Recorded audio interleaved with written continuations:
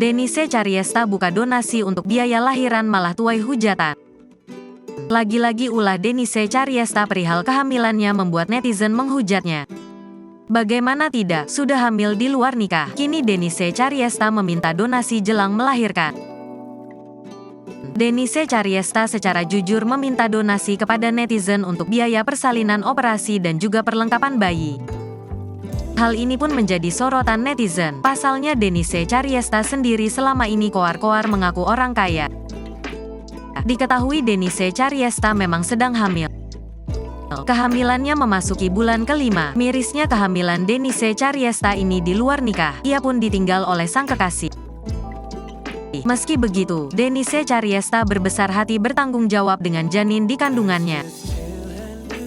Kini melalui Instagramnya, Denise memohon donasi kepada netizen untuk biaya melahirkan.